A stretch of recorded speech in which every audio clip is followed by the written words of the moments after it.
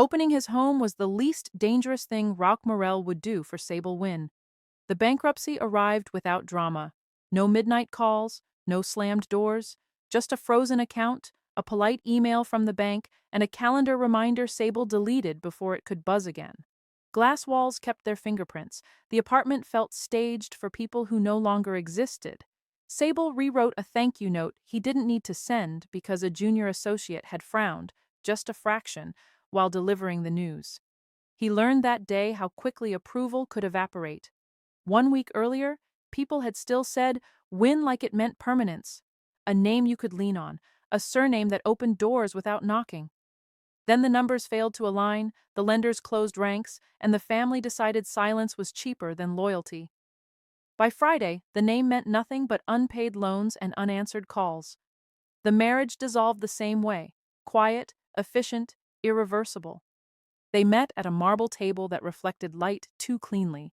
Papers slid across it, crisp and uncreased. No accusations, no tears. His ex-husband didn't look at him when he spoke, which hurt more than anger would have.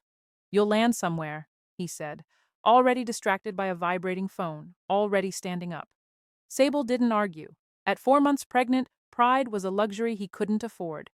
He packed what fit into one suitcase. He left the rest behind without ceremony. Framed photos, gifts from people who had already stopped answering, a closet that still smelled like a life he'd been trained to perform.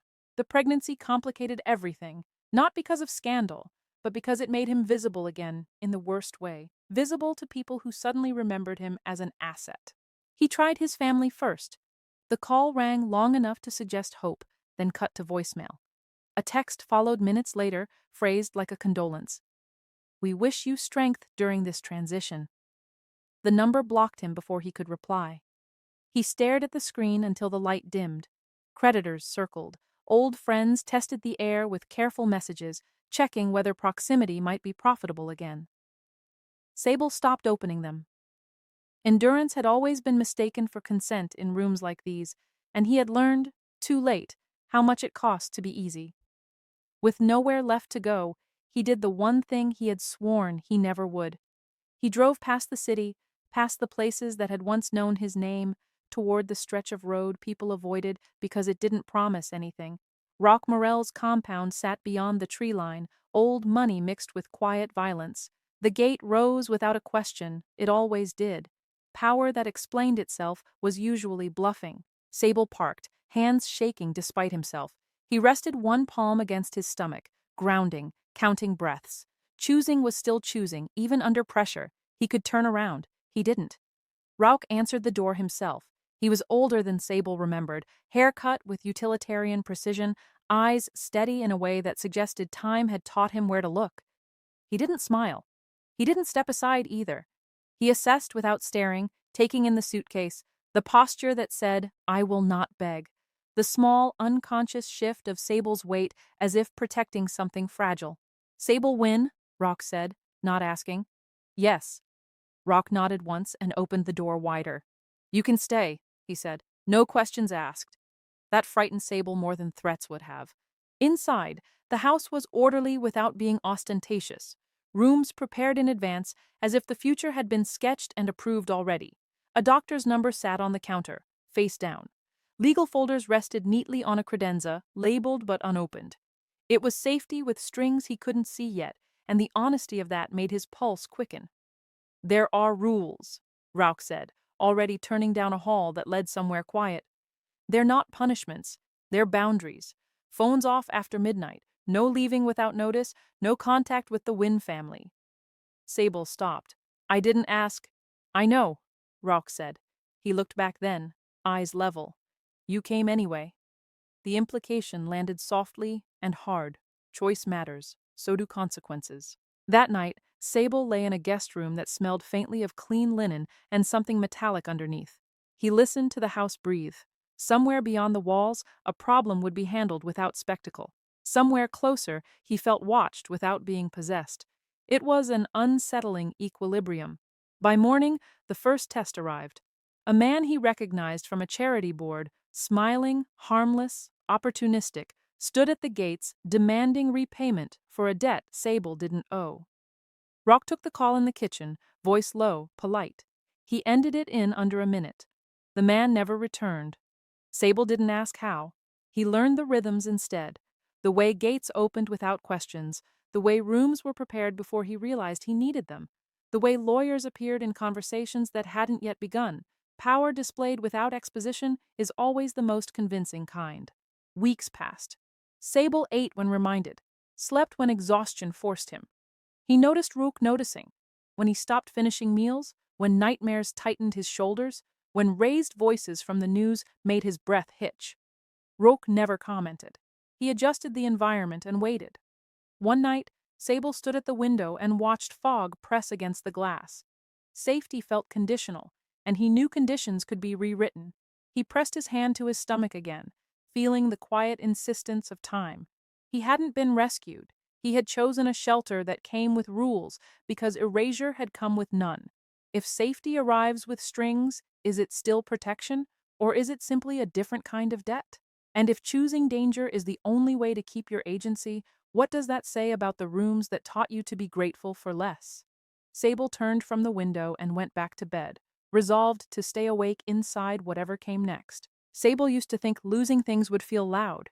He'd imagined shouting, slammed doors, the sharp satisfaction of telling people exactly what they'd done to him. He'd imagined drama, because drama at least admitted that something mattered. Instead, collapse arrived, like a room going quiet after someone decides you're no longer worth listening to. The first thing he lost was his phone. Not physically, not yet. He lost the way it used to light up with names that meant something. Friends, cousins, acquaintances who replied with emojis and invitations and thinly veiled favors. Now it buzzed with unknown numbers and automated notices. The same device, the same sleek glass, but every vibration carried a new shape of threat. The second thing he lost was time. Time that had once belonged to plans, to lunches, to soon. Time he could waste without consequences. Now time was a countdown clock inside his body, measured in appointments he couldn't afford, and food he had to force down even when nausea made the idea of eating feel like punishment. 4 months pregnant and suddenly aware that survival wasn't a mood, it was logistics. He'd married young because stability had looked like safety. He'd wanted a clean story. He'd wanted to be the Omega who was chosen properly, placed properly, introduced properly. The kind of Omega elites praised because he didn't make them uncomfortable. He didn't talk too much. He didn't need too much. He fit into photographs the way a tasteful accessory fit into a room. Manageable. That word had never been spoken to his face, but it lived in every compliment. You're so easy to be with. You make things so simple. You don't complicate him. Sable had worn those sentences like proof of worth until the money vanished and the compliments turned into absence. His ex-husband hadn't been cruel about it. That was what made it worse. Cruelty would have allowed Sable to be angry. Anger would have given him a shape to push against. Instead, his ex-husband had been efficient, already distracted, already preparing for whatever came next. He offered, "You'll land somewhere," like a closing line, like a handoff to the universe. And Sable, trained to keep peace, trained to not embarrass anyone by needing too much, had nodded. Endurance looks like consent when other people benefit from it. He realized that later, alone in the apartment, surrounded by things that suddenly felt borrowed. His family's exile was even cleaner. There were no screaming messages, no melodramatic condemnations, just polite distance dressed up as wisdom. A cousin sent him a voice note that sounded like sympathy and ended like a warning. "It's complicated right now, Sable. You understand. We can't be seen in the middle of this." As if bankruptcy were contagious. As if survival were a reputation risk. His mother sent one message. One. And it read like a corporate statement. "We hope you find strength and clarity. Please do not contact us again until matters stabilize." Stabilize meant until you are useful again. He tried to breathe through the betrayal and ended up gagging over the kitchen sink instead, one hand braced on cold porcelain, the other automatically shielding his stomach. He hated how instinctive that gesture had become, loved and resented it at once. The pregnancy complicated everything because it made him visible again, not as a person, as leverage. People who had ignored him started checking in. "Are you okay?" arrived with a link to an article about the Wynn collapse. "Thinking of you, arrived with a request for a meeting. He could feel the calculus under every concern. What can you still give? Who will claim you now? One of his ex-husband's friends, an alpha who smiled too much, sent a message that made Sable's skin crawl. Heard you're expecting.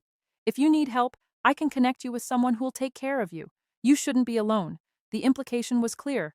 You're vulnerable. Someone should own that. Sable blocked him. His ex-husband's parents did something worse. They were polite. A short message, carefully phrased, ending with the word strength, as if this were a natural disaster instead of a choice. Then they blocked him too, like closing a file. Sable sat on the edge of his bed afterward and tried to name what hurt most. It wasn't losing their approval, it was realizing he'd never had it. He'd had access, conditional warmth, a seat at their table as long as the numbers supported it. The moment the Wynn name turned from asset to liability, he became removable. Manageable, again. He packed the suitcase because packing gave his hands something to do that wasn't shaking. He kept it small, essentials only. If he allowed himself to mourn objects, he'd drown in it.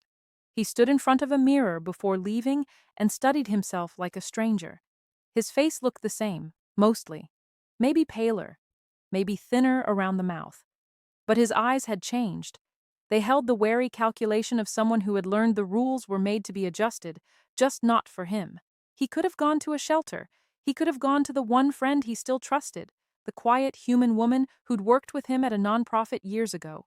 But bringing danger to her door felt like repeating the pattern, leaning on someone softer because the powerful had abandoned him. Sable had already done enough of that in his life, so he chose Rock. He chose the man everyone avoided. The Mafia uncle who was spoken about in low tones at dinner tables. The uncle people blamed for the family's rough edges while quietly using the routes his money kept open. A man who, according to rumor, didn't forgive and didn't forget. Sable told himself he wasn't seeking protection. He was seeking a wall tall enough that the wolves wouldn't bother jumping. The compound was quieter than he expected. Not empty. There were staff, security, systems, but quiet in the way old power was quiet. No need to announce itself. Gates opened without anyone asking his name. Cameras tracked without flashing. A guard glanced at his belly for half a second, then looked away like it was none of his business. That small courtesy almost made Sable cry. Rauch answering the door himself was the second shock. The first was that he didn't smile. The second was that he didn't ask questions. No, what happened? No, where's my nephew? No, why should I care? Just an assessment, fast and precise, as if he could read the shape of Sable's collapse from the way he stood. You could stay. No questions asked. The permission felt like stepping onto ice that didn't crack. Suspicious. Unnatural. Like a trap disguised as mercy. Inside, the house didn't feel like a cage. It felt like a place that could become one if you pushed at the wrong point. Sable noticed the quiet violence in the details, locks you couldn't see, doors that didn't creak, the faint chemical scent of recently cleaned surfaces, as if the house had been prepared for visitors who were not supposed to exist. He noticed the lawyer folders on the credenza, the way they were stacked, like someone had already predicted what would be needed. Power display without exposition. It wasn't, I can protect you. It was, I already have the infrastructure to do it. Rauch showed him a room. Guest room, not suite, not luxury. Comfortable, clean, nothing excessive. A room that said you're allowed here without saying you belong to me. That distinction mattered. So did the rules. No phones after midnight, no leaving without notice, no contact with the Wynn family. The boundaries landed like a hand on the back of Sable's neck. Not squeezing, not gentle either. Protection disguised as control. And yet, the first night, when Sable woke from a nightmare with his breath stuck in his chest, he realized something that made him go still. The door locked from the inside. He sat on the edge of the bed and stared at the handle as if it were a miracle. In the Wynn world, doors always locked in ways you didn't get to decide. In his marriage, privacy had been a performance. In his family, safety had been a brand. Here, safety was practical. It came with rules. It came with consequences. But it existed. Sable pressed a hand to his stomach, feeling the quiet insistence of the life inside him. I'm still choosing, he whispered into the dark. The words weren't inspirational. They were a reminder. The next morning, he learned why the rules existed. A man from his past showed up at the gates, one of those friends who had always smiled at him like they were doing him a favor by tolerating him. He demanded repayment for a debt Sable didn't owe. He threatened to make noise, to bring authorities, to expose whatever was happening inside the compound.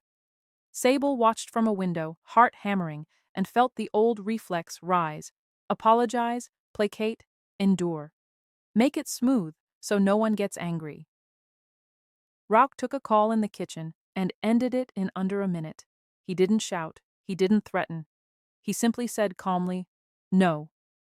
The man never came back. Sable waited for questions, for lectures, for the price of that protection to be named out loud. Rock didn't name it.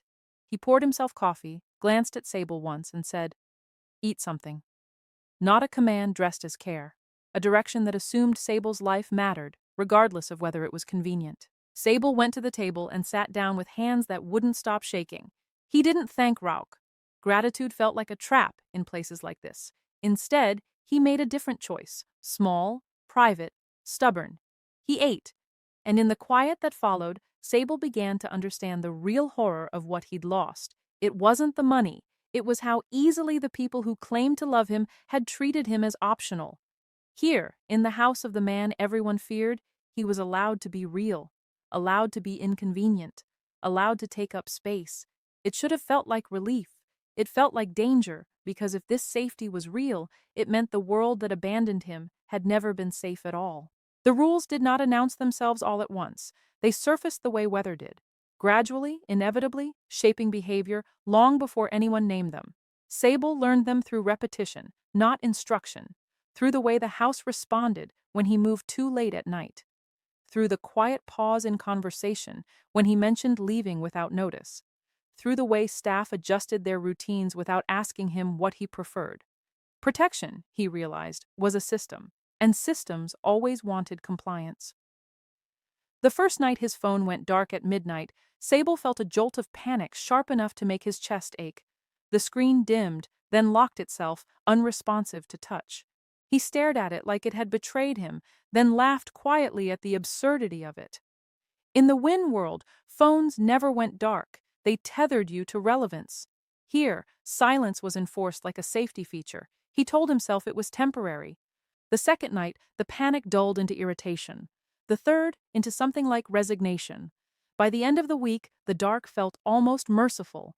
No creditors, no carefully worded threats, no just checking in messages that wanted something in return. Still, the absence wasn't freedom, it was containment without bars. Leaving the compound required notice, not permission. Rock was careful about that word, but notice. Sable wrote his name and destination on a clipboard near the door the first time, hand hesitating over the blank space marked return time. He filled it in anyway. Choosing to comply felt safer than testing the edge. The house rewarded predictability. Meals appeared when he needed them. Appointments were scheduled before he asked. A prenatal specialist arrived one afternoon with no fanfare and impeccable credentials, reviewed Sable's chart, and left behind a list of recommendations written in clear, firm handwriting. No one asked Sable if he wanted the care. They assumed he deserved it. That assumption unsettled him more than neglect ever had.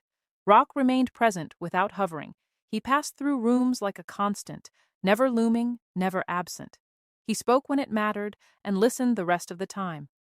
When Sable flinched at raised voices from the television, the channel changed without comment.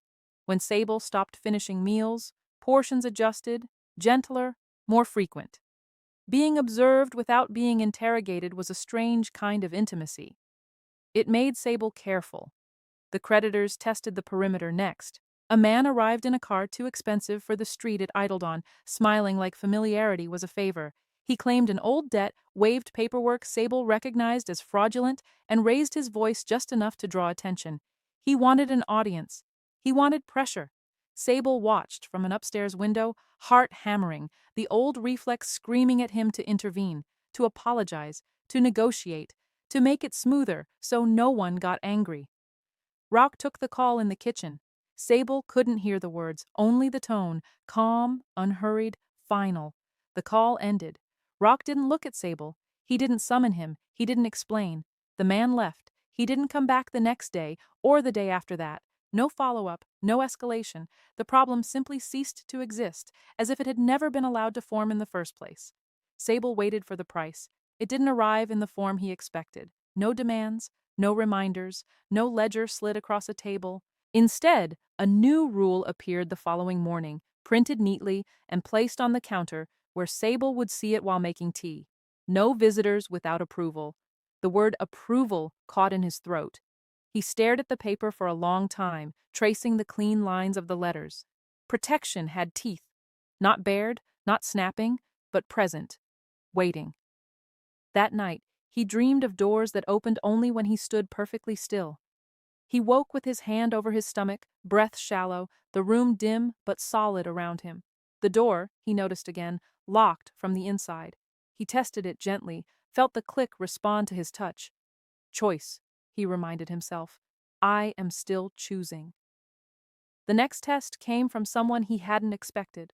A message arrived during the brief window when his phone was active, a mutual acquaintance from his marriage, a woman who specialized in turning concern into leverage. She wrote about his pregnancy like it was public property, suggested solutions, hinted at arrangements that would keep things discreet. Sable deleted the message without responding. An hour later, Rauch spoke for the first time that day. They're fishing, he said, pouring himself water. If you engage, they'll escalate. Sable's jaw tightened. So, I'm not supposed to talk to anyone. Rauch met his gaze evenly. You're not supposed to be hunted. The difference mattered. It didn't make the rule feel better, but it made it honest. Weeks passed in this careful balance. Sable learned how to live inside structure without dissolving into it. He negotiated small freedoms, walks on the grounds without logging return times, a later phone cutoff once a week. Rauch listened, adjusted, never punished the asking. Control here was flexible, which made it more dangerous than brute force ever could have been, because it felt reasonable. One evening, after dinner, Sable finally asked the question that had been pressing on him like a bruise. Why are you doing this? He said. Not accusing. Just tired. Rauch set his glass down slowly. Because your ex-husband learned cruelty from his father, he replied.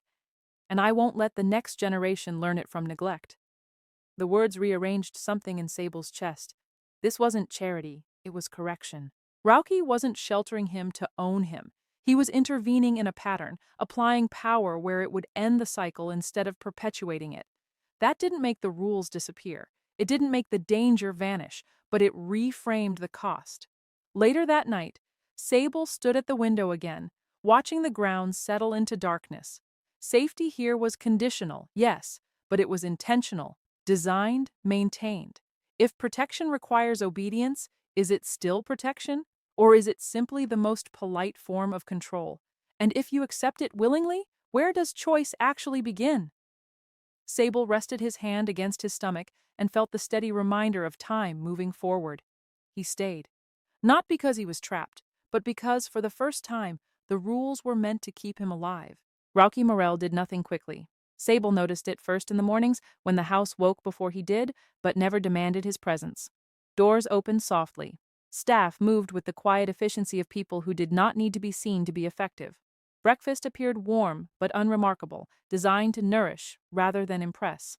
No one asked Sable what he wanted. They observed what he finished and adjusted the next day. Power here did not announce itself. It anticipated. Rauch himself moved through the house like a fixed point, unchanging, reliable, difficult to read. He wore plain clothing cut well enough to be intentional, not luxurious enough to provoke comment.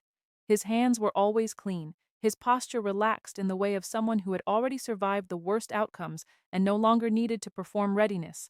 He never rushed Sable. That alone separated him from every man Sable had ever known. In the Wynn world, urgency was currency. Decisions were pushed, smiles timed, futures negotiated in rooms where slowing down meant losing ground. Even kindness had been transactional, delivered with a clock ticking in the background.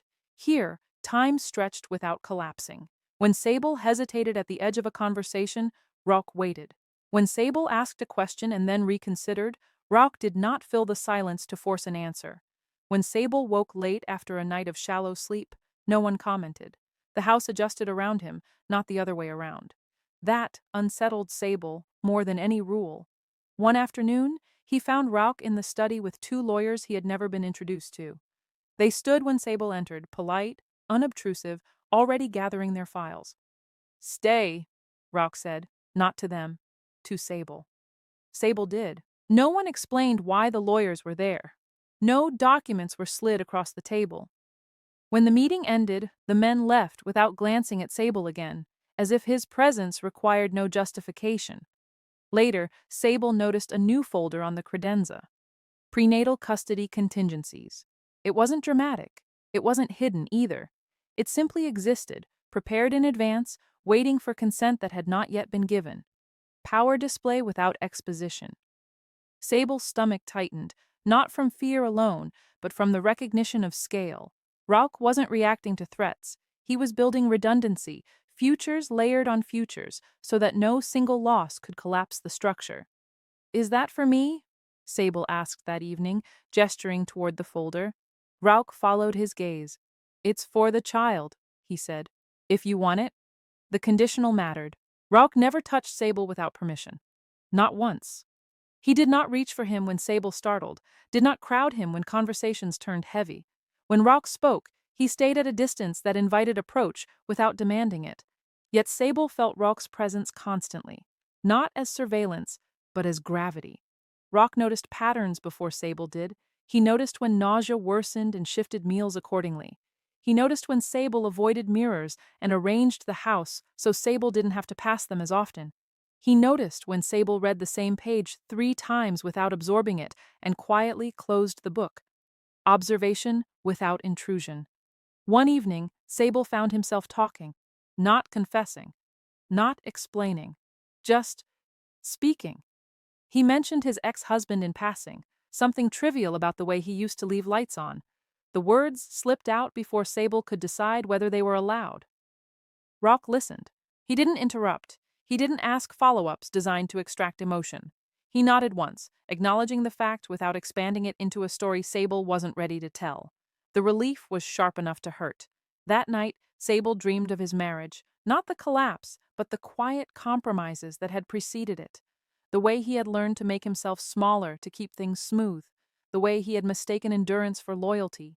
He woke with his hand on his stomach, breath shallow, heart racing. The door was unlocked, from the inside. He sat up and stared at it, chest tight, then let himself lie back down. The house did not rush to correct him. No footsteps approached. No rules asserted themselves. Rauch was awake when Sable came into the kitchen before dawn. "Coffee?" Rauch asked. Sable nodded. The simple offer steadied him. They stood in silence while the machine hummed. It felt companionable without pressure, like two people acknowledging the same weather. "Why don't you rush?" Sable asked suddenly. Rauch poured the coffee carefully before answering. "Because rushing is how people pretend they don't have power," he said. "I don't need to pretend." The statement wasn't a boast. It was a fact. Sable absorbed it slowly. This man could have claimed him with words, with contracts, with implication alone. He could have turned shelter into ownership in a dozen quiet ways that would have been impossible to challenge. Instead, Rauch waited. Waiting, Sable realized, was the most dominant thing in the room, because it left choice intact and made it visible. By the end of the week, Sable noticed something unsettling in himself. He was beginning to breathe normally again. Not because the danger was gone, but because, for the first time since the fall, no one was trying to hurry him into being manageable. And that, more than money, more than status, felt like the beginning of something he didn't yet trust, but could no longer deny. The Wynn family resurfaced the way they always did, clean, composed, and perfectly timed. The first message arrived through a lawyer Sable had never met but immediately disliked. The tone was conciliatory, almost warm, threaded with words like reconciliation, support, healing. It landed on the table like a gift that had already been unwrapped and rewrapped for optics. Sable read it twice and felt nothing. That scared him more than anger would have. "They want to help," the lawyer wrote. "Given the circumstances, discretion is everyone's priority." Discretion meant control. The second message came 2 days later, this time directly from his mother's assistant. Not his mother, never her. The assistant asked whether Sable would be willing to discuss arrangements that would ensure the child's future. The implication slid beneath the words like a blade. Custody was a conversation, not a right. Sable closed the message and set the phone down with careful precision. His hand shook anyway. Rauk noticed. Of course he did.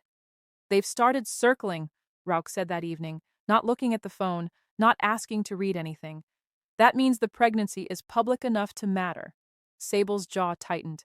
They don't want me. No, Rauk agreed. They want the last asset that can still be leveraged. Sable laughed once, short and humorless. I'm not an asset, Rauk met his gaze. Not here. The words steadied him more than reassurance ever could have. Pressure followed refusal the way it always did, incremental, plausible, deniable. The Wynn legal team floated custody hypotheticals in neutral language.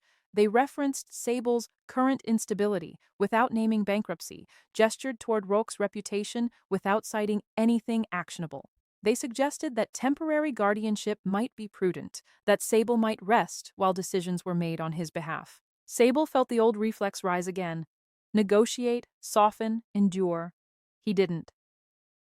I'm not meeting them, he said. Rauk nodded. Good. No argument, no caution, just acceptance. That night, Sable slept poorly anyway. His dreams were crowded with marble rooms and people speaking around him, deciding his future with careful smiles. He woke before dawn and sat in the kitchen, watching the light creep across the floor. Rauk joined him without comment and poured coffee for both of them. I don't want a war, Sable said quietly. Rauk took a sip. Neither do they. That was when Sable understood. Wars were loud. Wars created records. Wars invited scrutiny. What the Winds wanted was something cleaner. They wanted him tired enough to agree. I'm not going back, Sable said. The statement felt heavier than it should have, as if the words themselves were crossing a threshold. Rauk didn't say, you don't have to. He said, then we end it. The following week unfolded with eerie efficiency. Documents surfaced, not accusations, not exposés, just records. Shell accounts tied to the bankruptcy, transfers that placed responsibility where it belonged, communications that showed Sable had been positioned as a sacrificial loss to protect others higher up the chain. Nothing illegal on its own. Devastating in aggregate. Rauk didn't deliver them personally. He didn't threaten. He didn't posture. The information simply arrived where it would do the most damage, at the moment when the Wynn family was least prepared to absorb it. The effect was immediate. Lawyers stopped calling. Messages shifted from suggestion to apology, then to silence. A proposed custody discussion evaporated overnight. The Wynn family withdrew from public view with the speed of people who knew when to retreat. Sable watched it happen like a storm seen from behind glass. You did this, he said, not accusing, naming. Rauki inclined his head slightly. I finished what they started. Sable frowned. I thought you said you weren't helping me to own me. I'm not, Rauk replied. I'm helping you so they can't. The distinction landed clean. Rauk had not sheltered him to claim him. He had sheltered him to remove the leverage others believed they still held. Ownership had never been the point. Correction had. Sable sat with that truth until it settled into something solid. Later that evening, he stood in the nursery space that had been prepared without asking him, walls neutral, furniture simple, nothing branded with expectation. It was a room waiting to be chosen into. Sable placed a hand on his stomach and felt the quiet insistence of time again. For the first time since the fall, the future didn't feel like something other people were arranging around him. It felt like something he might actually be allowed to decide. And that realization, that power could be used to give choice back instead of taking it, shifted something fundamental inside him. He wasn't being kept, he was being protected, and now that he knew the difference, he wasn't sure he'd ever accept anything else. The quiet, after the Wynn retreat, felt unnatural. Sable waited for something to snap back into place, for retaliation dressed as reconciliation, for public sympathy that hid private pressure. That was how power usually behaved when it lost ground. It pretended to concede while tightening elsewhere. Nothing happened. Days passed. Then a week. The phone stayed mostly silent. No new legal hypotheticals, no anonymous advice, no concern masquerading as strategy. The absence felt deliberate, like a door that had been sealed with care instead of slammed. Rauch did not mark the victory. He didn't toast, he didn't explain, he didn't check whether Sable understood the scale of what had just been dismantled.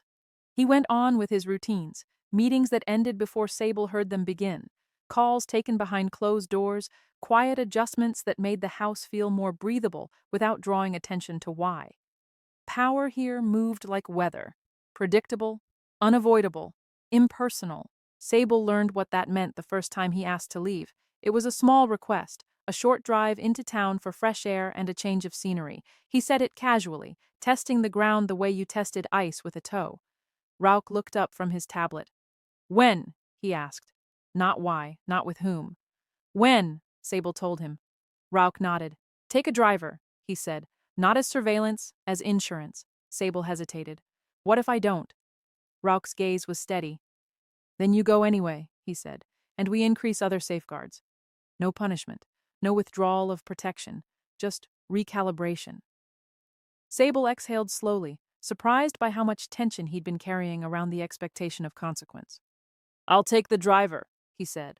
Rauch nodded again, already returning to his work. In the city, Sable noticed how people looked at him now, not with recognition, not with disdain, with uncertainty.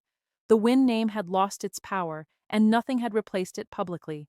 That ambiguity made him harder to categorize, which was its own kind of shield. At a cafe, the barista asked how far along he was, and smiled without calculation. Sable almost cried into his cup. He returned to the compound calmer than he'd left. Rauch noticed. That evening, Sable found the adoption paperwork. Not presented, not highlighted, just placed in a folder on the study table, clearly labeled and intentionally untouched. The documents were thorough, legally immaculate, and drafted to be activated only if Sable chose it. Adoption, not guardianship, not custody, choice. Sable sat with the folder for a long time, reading without opening it. The weight of what Rauch had prepared pressed against his chest, not as obligation, but as possibility. You don't have to, Rauch said from the doorway. Sable didn't startle. He'd learned the cadence of Rauch's presence by now. I know, he replied. I won't be offended, Rauch added, and I won't withdraw anything. Sable turned to face him. Why? Rauch considered him carefully before answering. Because power that requires gratitude is fragile, he said. I don't build fragile things. The honesty settled between them like a pact. Sable didn't sign the papers, not yet. He placed them back where they were and left them there, visible but unclaimed. The act felt important, acknowledging the option without surrendering to it. In the weeks that followed, the pregnancy advanced with quiet insistence. Sable's body changed in ways he couldn't negotiate with intellect. Rauch adjusted without comment. Chairs swapped for better support, schedules thinned, a specialist on call but never hovering. There were no declarations, only consistency. One night, Sable woke from a dream where he was back at the marble table, papers sliding toward him again. He sat up, heart racing, and listened for footsteps that meant oversight. None came. The door was unlocked. From the inside. He lay back down and breathed until the fear loosened. Power, he realized, didn't need to announce itself because it didn't need permission to exist. But restraint, that was a choice, and Rauch kept choosing it. By the time Sable fell asleep again, something had shifted irrevocably. He wasn't waiting for the cost to be named anymore. He was deciding whether to accept what had already been offered. The baby arrived on a morning that didn't announce itself. No dramatic rush, no frantic calls, just a steady tightening that Sable recognized for what it was because the doctor had explained it plainly, without fear. Rauch was already awake when Sable knocked once on the study door, one hand braced against his back, the other steadying his breath. It's time, Sable said. Rauch nodded and reached for the phone, not to command, but to coordinate. Within minutes, the house rearranged itself around the need. A car idled. A bag appeared by the door with items Sable recognized as his own. No one hovered. No one panicked. The calm was not performative. It was practiced. At the hospital, Rauch stayed where Sable asked him to stay, close enough to matter, far enough not to intrude. When the pain sharpened, Rauch didn't speak encouragement that would have made the moment about him. He watched the monitor. He followed instructions. He listened. The baby's first cry cut through the room like a line drawn clean and bright. Sable cried without shame. He held the child, small, insistent, warm, and felt the finality of it settle in his bones. This was not leverage. This was not a countdown clock anymore. This was a person whose existence changed the shape of every future decision. Rauch stood at the foot of the bed, still. He waited. "Come closer," Sable said. Rauch did. He looked down with something like awe, but he didn't reach out until Sable shifted the baby and nodded once. Permission granted. Rauch's hands were steady when he touched the child's blanket, careful not to crowd the small body. Afterward, back at the house, routines formed quickly. Not imposed, chosen, night feeding split by preference, not expectation. Silence respected. Questions asked plainly and answered honestly. Rauch never spoke for Sable. He spoke with him or not at all. Days turned into weeks. Sable watched himself change, not just as a parent, but as a person who had stopped bracing for disappearance. He learned how to nap without guilt, how to ask for help without apologizing, how to say no without justifying it. Each skill felt dangerous at first, like testing a muscle long unused. The adoption folder stayed on the study table, untouched, visible. One afternoon, Sable picked it up and carried it to the window, letting the light wash over the cover. Rauch noticed and said nothing. He didn't approach. He didn't offer reassurance dressed as patience. Sable set the folder down again. Not yet. Staying wasn't a concession anymore. It was a decision renewed daily, made in the quiet moments when no one was watching. When the house was too still, and the old reflex whispered that leaving early would hurt less. Sable stayed anyway. Not because he was afraid to go, because he was no longer afraid of being seen if he stayed. If you're still listening, ask yourself this: have you ever stayed somewhere not because you had to, but because leaving would have meant abandoning the version of yourself that finally felt real? And when safety stops feeling like surveillance, who do you become when you choose it freely? That night, Sable rocked his child near the window and watched the lights on the grounds dim in sequence. The house did not close in around him. It held, and for the first time since the fall, staying felt like power. The house did not change after the baby arrived. That was the first thing Sable noticed, and the first thing that mattered. No new locks, no additional rules posted quietly on counters, no shift in staff behavior that suggested his life had become more valuable now that it came with a child attached. The routines held. The boundaries stayed what they had been before. Safety did not tighten its grip. It loosened. Mornings began with light instead of alarms. Sable learned the sound of the grounds waking, the distant hum of engines, footsteps that passed without pausing outside his door, the low murmur of conversation that never included his name unless he was present to hear it. The baby thrived. Not because the house was rich or fortified, but because it was predictable. Feedings came on rhythm. Sleep was protected. Noise softened instinctively around small hands and uncoordinated cries. The child learned the shape of calm before he learned fear, and Sable felt a quiet ache every time he realized how rare that was. Rauch moved through this new life without claiming it. He did not introduce the child as his. He did not refer to Sable as anything other than what he chose to be addressed as. When visitors, rare and vetted, asked questions that edged toward assumption, Rauch redirected them with a look that closed the subject without spectacle. Inside these walls, ownership was never implied. Choice was. Sable rebuilt himself slowly, not as a win, not as someone's former spouse, not even as a man who had been rescued. He rebuilt himself as a parent who had survived collapse and refused to replicate it. He took on quiet consulting work, chose projects that didn't demand loyalty in exchange for stability.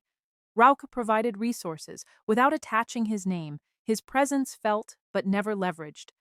There were days Sable expected the walls to start pressing in. They didn't. The house expanded instead, not physically, but emotionally. Spaces that had once felt provisional became familiar. The kitchen table held fingerprints that weren't wiped away. A blanket stayed folded over the arm of the couch because it was always needed there.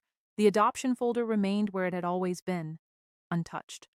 One afternoon, Sable carried it into the study and set it down beside Rauch's desk. Not as a request, not as a declaration, as acknowledgement. Rauch looked at it, then at Sable. "You don't owe me a decision," he said. "I know," Sable replied. I just didn't want it to feel hidden anymore. Rock nodded. He didn't reach for the folder. He didn't say when.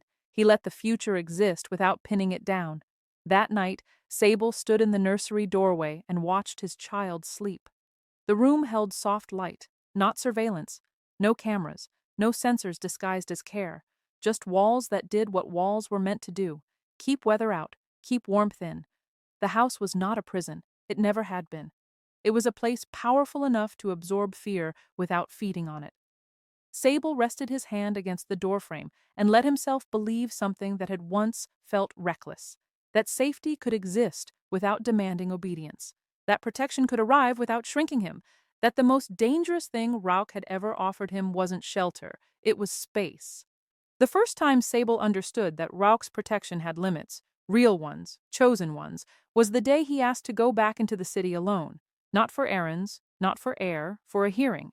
The wind collapse had left debris everywhere, but one shard had stayed lodged in the public record, a petition filed under Sable's name during the first week after the bankruptcy, requesting temporary custodial oversight for the unborn child in the event Sable proved unfit due to financial instability.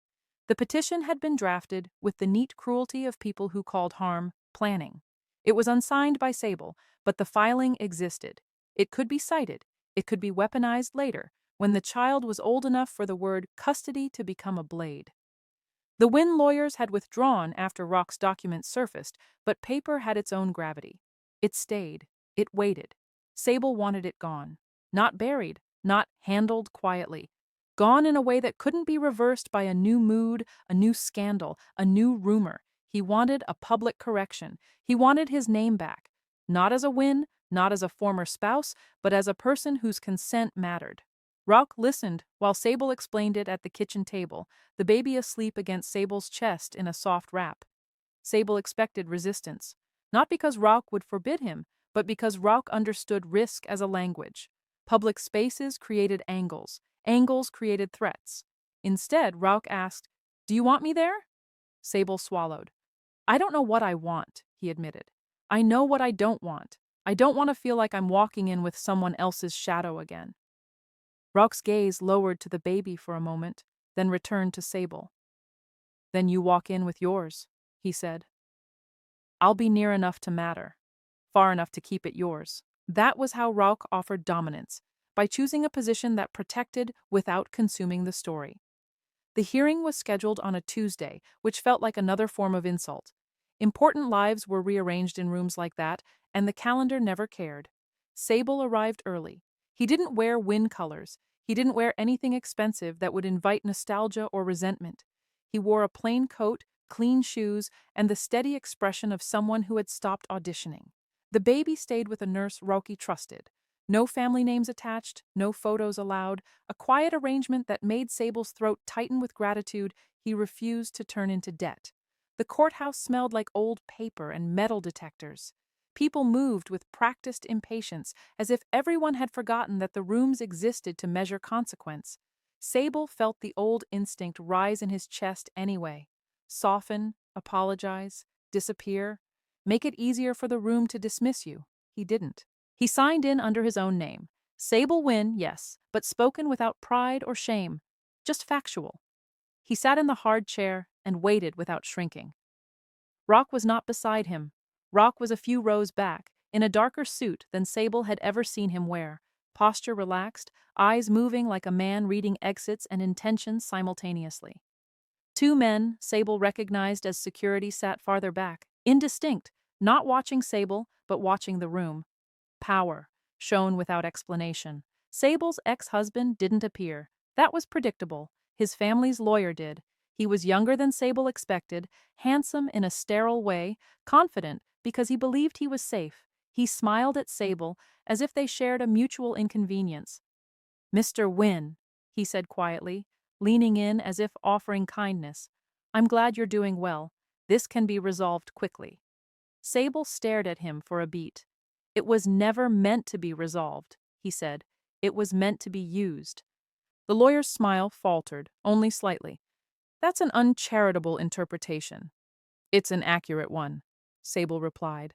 The lawyer glanced past Sable, toward Rock, and the smile thinned into caution. He didn't ask who Rauch was. He didn't have to. People recognized certain silhouettes the way prey recognized predators, by the shape of certainty. The judge arrived. Files were opened. The hearing began. It was smaller than Sable feared. No spectators, no news cameras, no theatrical accusations. That was the point. The Wynn family didn't need spectacle, they needed documents. The lawyer presented the petition as an administrative safeguard, describing Sable's unstable circumstances and emphasizing the family's interest in ensuring the child's welfare. He spoke as if Sable were not in the room, as if the body carrying the child had always been optional. Sable listened, hands still, breath measured. He let the lawyer finish. He waited for the pause that meant the room expected him to explain himself, to prove worth, to perform gratitude for their concern. Then he stood. He didn't raise his voice. He didn't cry. He didn't beg. He placed a folder on the table, one Rauch's lawyers had prepared, yes, but built from Sable's decisions, his signatures, his consent. Inside were records proving the petition had been filed without his knowledge. Timestamps, email chains, a forged digital signature on an attachment that had never been opened from his device. Communications between Wynn associates discussing Sable as a containment issue and the pregnancy as an opportunity to stabilize narrative. Evidence, not emotion. The judge read. The room cooled. The lawyer's face tightened, then smoothed again, training kicking in. These communications are being taken out of context, he said quickly. Families make plans during crises. Sable met his eyes. Plans don't require forgery, he said. The judge asked questions. Sable answered plainly. The lawyer tried to redirect, but the documents held. Systems loved paper. Paper loved truth when it was finally allowed to exist. The petition was dismissed, not delayed, not revised, dismissed with prejudice. The judge added a warning about future filings, the words formal but sharp. The Wynn family would be watched now, not by gossip, by the law. Sable's legs shook as he sat down again. Relief didn't flood him, it arrived quietly, like a knot loosening after years. He glanced back once. Rauch didn't nod, he didn't smile, he didn't claim credit. He simply held Sable's gaze long enough to communicate a single truth. You did that. Outside the courthouse, the air felt colder than it had inside. Sable stood on the steps and realized he'd been holding his breath for most of his adult life. He exhaled. Rauch approached at last, slow, careful, not sweeping in, not taking over, just closing the distance because the room had already decided. You were steady, Rauch said. Sable let out a small laugh. I was terrified. Both can be true, Rauch replied. They walked to the car without touching. Sable noticed, with a strange tenderness, that Rauch was letting him choose the shape of closeness again. Even now, even after public victory, Rauch wasn't taking the moment for himself. Back at the compound, the baby was awake, fussing with the impatient outrage of someone who had never learned that adults needed time to recover. Sable took him into his arms and felt the familiar warmth settle him. He didn't cry until later. Not in the nursery, not in front of staff, not in front of Rauch. In the kitchen, late at night, when the house was quiet and the rules had already softened into routine. Sable stood by the sink, one hand on the counter, and let the tears come without trying to stop them. Rauch entered without sound and stopped a few feet away, as if giving Sable the option to send him away. Sable didn't. I keep thinking, Sable said, voice raw, that if you hadn't been here, they would have taken him, or they would have tried until they did. Rauch didn't contradict him. Yes, he said. They would have tried. The honesty hurt, but it didn't feel cruel. It felt like respect. Sable swallowed. And if I stay here with you, what do I owe you? It was the question that always returned. Safety had taught him to anticipate a bill. Rauch's gaze didn't move away. You owe me nothing, he said. Sable laughed weakly. That's impossible. It's unfamiliar, Rauch corrected. Not impossible.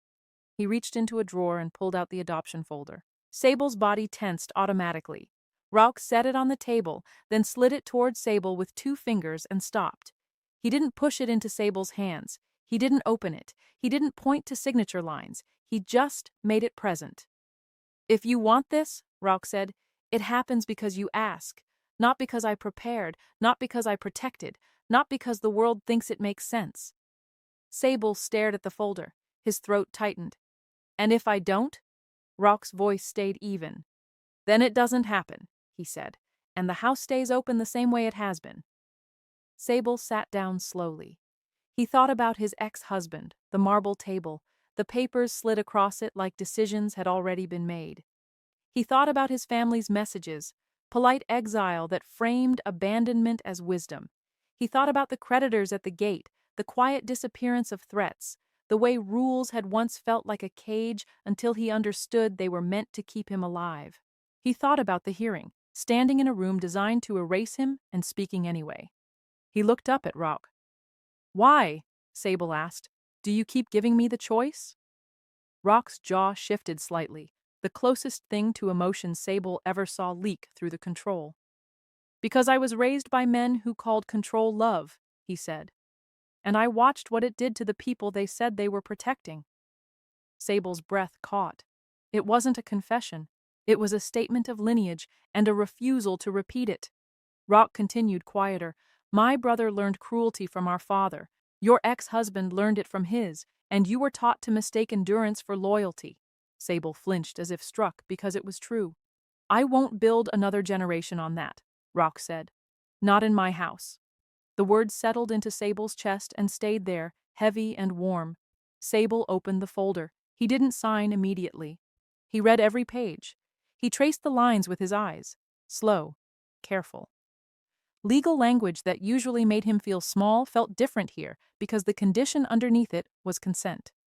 Rock waited without moving. Sable set the folder down again. Not because he was uncertain, because he wanted to speak first. I need you to understand something, Sable said, voice steady now. If I sign this, it's not because you saved me. It's because you didn't make me feel saved. Rock's gaze held. You didn't turn my collapse into your ownership, Sable continued. You didn't use my pregnancy as leverage. You didn't let me disappear politely. You gave me room to stand up again. His hands trembled as he reached for the pen. And I want my child to grow up with that kind of power nearby, he finished. Power that steps back. Rock didn't smile. He exhaled once, slow, like someone releasing a held breath he hadn't admitted he was holding. Sable signed. The pen scratched quietly across paper. No applause, no music, no ceremonial kiss, just ink, just choice, made irreversible. Afterward, Sable expected something to shift, to feel claimed, to feel the walls tighten, to feel the cost finally arrive. Instead, Rock took the folder back, placed it in the drawer, and locked it with a small key he set on the table. In your possession, Rock said, always. Sable stared at the key. It was small, ordinary. It felt like the difference between shelter and freedom. The adoption didn't fix everything. It didn't erase the nights Sable woke certain someone was outside the door, didn't stop the reflex that made him apologize when he asked for anything at all. Trauma didn't dissolve because a judge stamped a file or a pen scratched ink into permanence. So Sable did the unglamorous work. He went to therapy. Roki didn't arrange it in secret. He presented options, credentials, schedules, and then stepped back. Sable chose the therapist himself, an older woman with blunt eyes who didn't care about last names and didn't flinch when Sable described wealth as a weapon. The first session, she asked, when did you learn that endurance was love? Sable's throat tightened. Before I had words for it, he managed. They worked in small pieces after that, naming the difference between kindness and control, between protection and possession. Rock never asked what was said inside the room. He asked, do you want food? And do you want quiet? And do you want company? Consent, translated into daily language. As the baby grew, Sable caught himself repeating old patterns. Shushing too fast, scanning Rock's face for displeasure, waiting for the cost. When he noticed it, he forced himself to stop. He let the baby cry in his arms without apologizing to the room. He said, I'm tired, without adding, sorry. Each time, the world did not end. Sometimes it was as simple as Rock taking the baby from him and saying, go lie down. Sometimes it was harder. One afternoon, Sable received a message from his ex-husband. the first direct contact in months. It wasn't an apology. It was a question posed like a business inquiry. Can we talk? Sable told Rauk about it, not to ask permission, to name it. Rauk asked, "Do you want to meet him?" "I don't want to," Sable admitted, "but I think I need to." "Pick a place where you can leave when you want," Rauk said, "not a place where they can keep you talking." So Sable chose a cafe with too many windows. He sat near the door and waited. His ex-husband arrived late. That was familiar. "I heard you're doing well," he began. "You didn't call to congratulate me," Sable said. The ex-husband's mouth tightened. "My parents are panicking. They want a statement. Something to calm the narrative." A statement. A narrative. As if the pain had been a PR problem.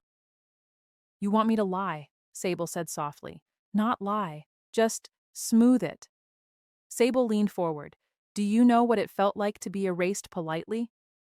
The ex-husband tried to speak, then looked away, searching for the version where Sable made it easy. "I was pregnant," Sable said, voice steady. "And you never asked. You didn't want to know, because knowing would have required you to feel something inconvenient." Silence. "What do you want me to do?" the ex-husband asked finally. "Nothing," Sable said. "I'm not here to extract guilt. I'm here to make one thing clear. You don't get to use me to manage your family's fear. I won't be your smoothing cloth again." "And Rock told you to say that," the ex-husband snapped. "Rock didn't tell me anything," Sable replied. "That's the difference between you." He stood. "I'm leaving, and I'm not making a statement. If your parents want peace, they can start by living with what they did." He walked out before the ex-husband could chase the last word. That night, Rauk didn't ask for details. He asked, "Do you feel lighter or heavier?" "Both," Sable admitted. "Good," Rauk said. "That means you didn't disappear." Weeks later, Sable tested the world again in a way that didn't feel heroic. He took the baby into the city for a routine pediatric appointment. Nothing dramatic, just a checkup, a waiting room, a nurse who smiled like she meant it. The street outside was loud with ordinary life, and Sable felt his shoulders climb anyway, bracing for eyes that might recognize him as a story. At the crosswalk, someone called his name. Sable turned, heart jumping, and saw a woman he used to attend dinners with, someone who had once hugged him like family, then vanished when the Wynn name stopped buying invitations. She slowed, uncertainty tightening her expression. She looked at the baby, then at Sable, as if trying to decide whether approaching him would stain her. I didn't know you were back," she said. "I'm not back," Sable replied. He surprised himself with the firmness. "I'm just here." Her smile twitched. "You look tired?" Sable offered. She laughed nervously, like relief. "Yes, but good. I'm glad." Sable held her gaze. "Were you glad when you stopped answering?" Color rose in her cheeks. It was complicated. "It was simple," Sable said. "The same words, the same truth. You chose comfort." She glanced around, as if the sidewalk might judge her. "I didn't know what to do." Sable adjusted the baby in his arms and felt the small weight anchor him. "You didn't have to do anything," he said. "You just had to not disappear." Her mouth opened, then closed. She looked at the baby again, softer now, and Sable saw the impulse to reach for a moral redemption story, to ask to hold him, to offer help, to stitch herself back into Sable's life like nothing had happened. Sable didn't give her that opening. "I hope you're well," he said, tone polite, not forgiving. "But I'm not available for cleanup." He stepped back into the flow of the street and kept walking. His hands were steady. In the clinic, while a doctor listened to his child's heartbeat, Sable realized something that made his throat ache. The world could look at him and not own him if he refused to hand himself over. That power didn't come from Rauk's gates or lawyers, it came from Sable's spine. On the drive home, the baby fell asleep in the car seat, mouth parted, trusting. Sable watched him in the mirror and felt the familiar fear flare. What if this safety collapsed again? What if love always came with conditions? Then he remembered the courthouse, the pen, the key on the table. Not a promise, a structure. Back at the compound, Rock was in the kitchen, sleeves rolled, attempting to cook something that smelled like determination and mild disaster. He looked up when Sable entered, and for a moment the house felt almost normal. "How was it?" Rock asked. Sable hung his coat and washed his hands, taking his time. "Ordinary," he said. Rock paused. Is that good or bad? Sable's lips curved.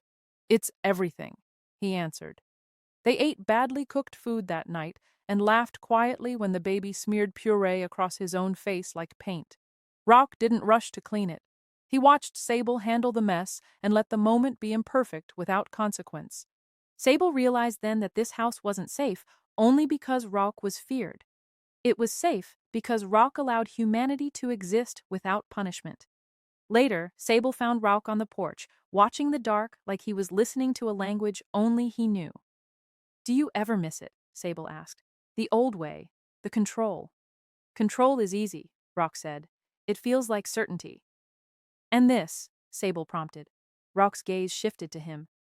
This is harder, he admitted, because it requires trust, and trust can be broken. Sable nodded slowly. But you keep choosing it. Rock's mouth tightened, not quite a smile. So do you, he said. They stood in silence, shoulder to shoulder, the house behind them quiet. For a long time, Sable had believed safety had to be paid for with smallness. Now he understood something else. Safety could be built, choice by choice, and the person who helped you build it didn't have to own you to matter. Days passed, then weeks. The outside world adjusted to the new reality the way it always did, quietly. The Wynn family returned to their curated silence, focusing on preserving what could still be preserved. Rumors drifted, then thinned. People found new scandals to consume. Sable didn't care. He cared about mornings that began with light, about a baby learning laughter instead of hush, about a man who could have demanded worship and chose restraint instead. Sometimes, late at night, Sable would stand at the same window he'd stood at when he first arrived, fog pressing against the glass. He would remember how he had thought safety was conditional and conditions could be rewritten. He was right, but he had learned something else too. Conditions could be rewritten by the person they were meant to protect. One evening, months later, Sable took the baby, now heavier, sturdier, full of impatient curiosity, out to the grounds without logging anything. He walked past the gates and didn't feel hunted. He breathed, and the air belonged to him. Rauk watched from the porch, hands in his pockets, not following, not supervising, present in a way that did not need to insert itself.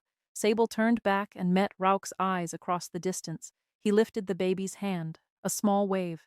Rauk lifted his own in return, quiet, uneventful, a kind of ending that didn't need spectacle. In bed that night, Sable stared at the ceiling and listened to the house settle. He realized he was no longer measuring his worth by how little trouble he caused. He was measuring it by how clearly he could speak, how firmly he could refuse, how gently he could parent without apologizing for taking up time and space. The difference was quiet. It was also revolutionary. He didn't need the Wynn name to open doors anymore. He needed only the courage to knock and the strength to leave when doors stayed closed for good. If you're still listening, ask yourself this. Really ask it, without flinching. When someone offers you protection, what do they expect to take in return?